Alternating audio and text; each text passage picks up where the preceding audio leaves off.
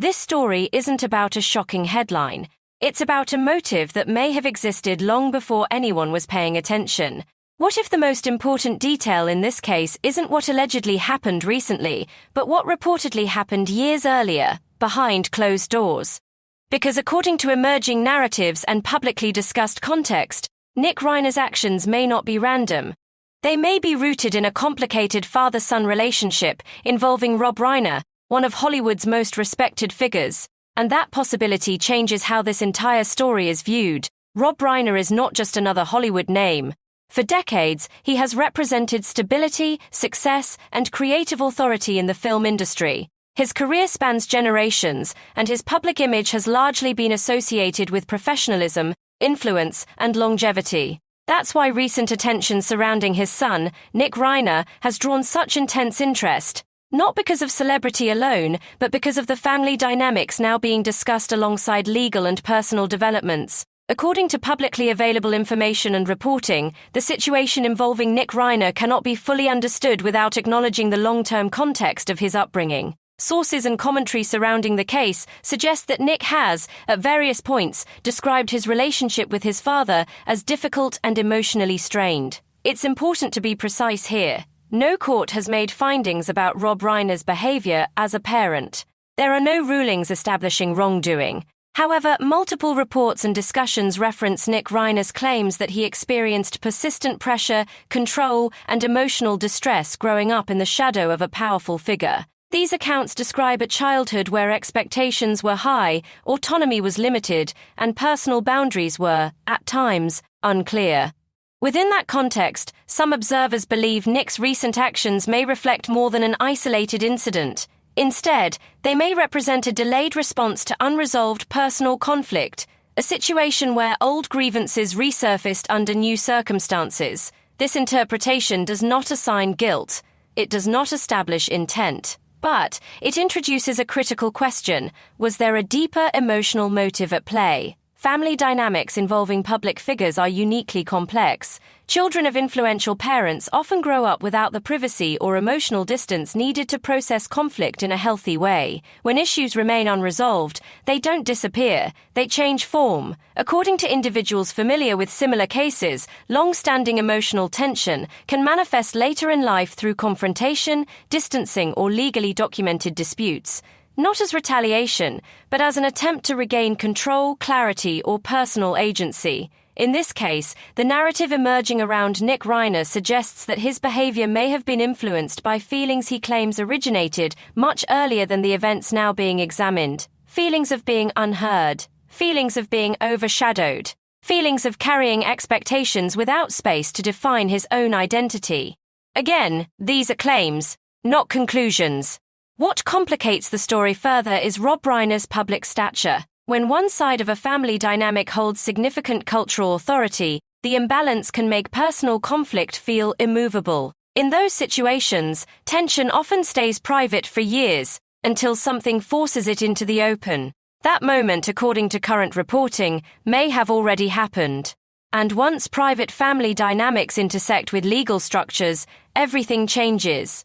Language becomes formal, emotions become evidence, intent becomes a matter of interpretation. At this stage, what exists publicly is not proof, but pattern. A pattern of unresolved conflict, a pattern of emotional distance, and a pattern that suggests this story may be less about a single event and more about a relationship that fractured long ago. What happens next depends on how those claims are evaluated, contextualized, and addressed within formal processes, not public opinion. Because when family history becomes part of a legal narrative, the past stops being background, it becomes central. What makes this situation especially unsettling isn't any single allegation. It's what appears when timelines are placed side by side.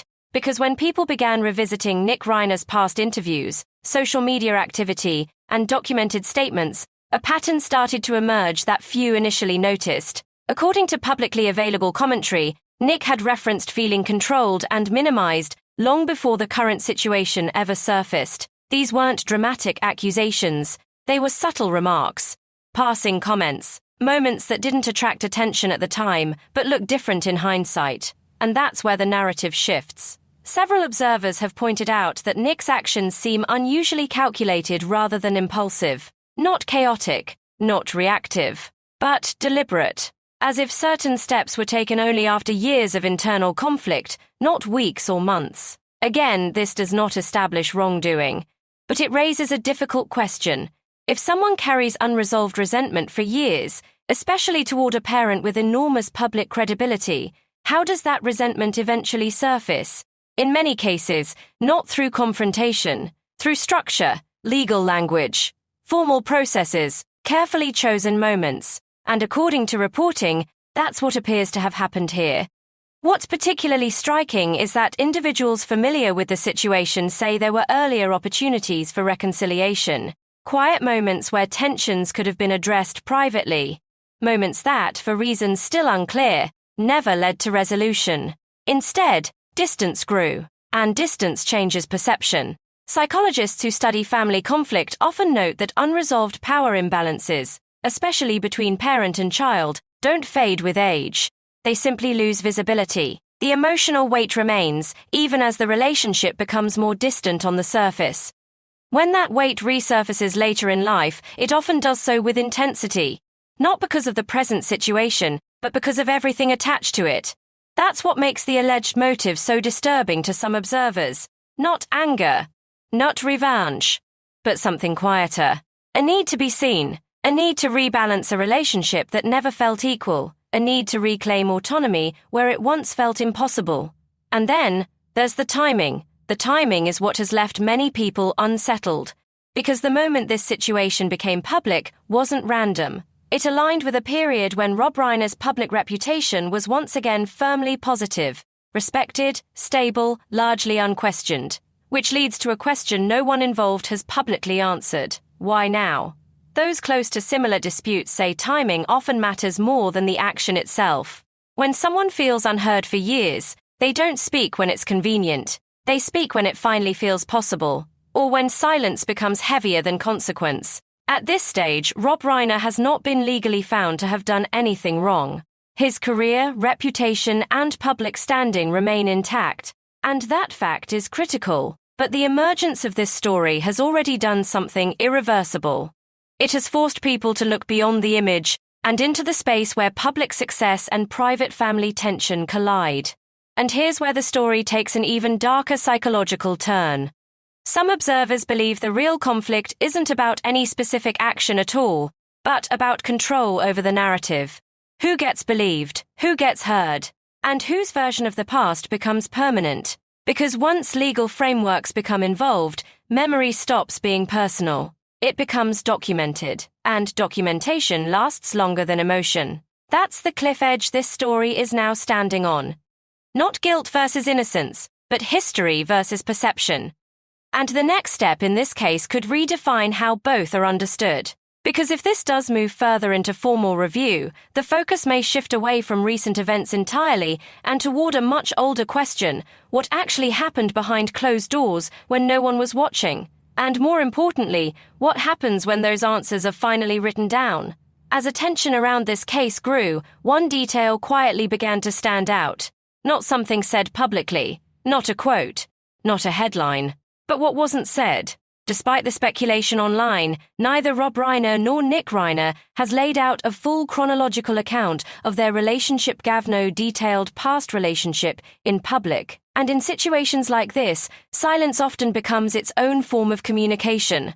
According to people familiar with family disputes involving public figures, this phase is usually the most delicate, because once statements are made, especially under legal scrutiny, they are no longer personal reflections. They become positions, and positions are difficult to retreat from. What complicates matters further is the power imbalance that has always existed between them. Rob Reiner is not just a father, he is an institution in Hollywood, a filmmaker whose work shaped decades of popular culture, whose voice carries weight, and whose reputation opens doors almost automatically. Nick Reiner, by contrast, has lived largely outside that spotlight. And for many observers, that contrast is impossible to ignore. Experts who study family dynamics under public pressure often point out that children of powerful figures face a unique psychological challenge. Their experiences are constantly filtered through the success and credibility of the parent. When conflict arises, the question is never just what happened. It becomes who will be believed. That question alone can shape behavior for years. According to reporting and public commentary, Nick's life trajectory has included periods of distance from Hollywood entirely, choices that some interpret as an attempt to step away from his father's shadow. Others see it differently. They see a pattern of withdrawal followed by sudden re-entry into visibility, often during moments of emotional strain. Again, none of this proves intent, but it adds texture to the situation. Because when people feel unheard privately, they often look for structures that force acknowledgement. And there is no structure more definitive than a legal process. What's also notable is how restrained official communication has been so far. No explosive interviews, no tell-all statements, no emotional monologues. That restraint suggests something important. Whatever is happening here is being handled with long-term consequences in mind. Legal experts often note that when cases involve family members, especially high-profile ones, attorneys frequently advise silence not to hide guilt, but to prevent permanent damage, because even if no wrongdoing is ultimately established, public perception can still shift irreversibly. And perception, once altered, is almost impossible to correct. Another layer often overlooked is generational context. Rob Reiner came of age in an era when emotional discipline was often framed as strength, and authority rarely questioned. Nick Reiner grew up in a time when emotional awareness and accountability are emphasized far more openly. That difference alone can create deep misunderstanding, not because one side is malicious, but because they are speaking different emotional languages. When those languages collide, resentment can form quietly, over years, even decades, and resentment doesn't announce itself, it waits. What unsettles many observers is the possibility that this situation is not about a single breaking point, but about accumulated moments that were never addressed when they could have been. Moments dismissed. Conversations postponed. Feelings minimized. By the time those surface again, they no longer look like feelings. They look like claims, and claims change everything. At this stage, no court has validated any version of events. There is no judgment, no ruling, and no established finding of misconduct. What exists is a developing process, one that forces the private into a formal framework, and once that happens, relationships rarely return to what they were. Even if nothing further comes of this legally, the emotional shift has already occurred. Trust has been replaced by documentation, memory by records, conversation by procedure. That's often the true cost of disputes like this, and it raises a final uncomfortable question, one that lingers long after headlines fade. If unresolved family dynamics can remain hidden for decades, only to surface through legal channels later in life, how many other stories exist just beneath the surface of Hollywood's most respected legacies? Because not every conflict ends with closure. Some end with silence. And silence, in cases like this, can speak louder than any accusation ever could. This case is still unfolding, and until formal conclusions are reached, speculation remains exactly that, speculation. But what it already reveals is something much larger than any single family or public figure. It shows how power, perception, and unresolved history can intersect in ways that no amount of success can fully contain.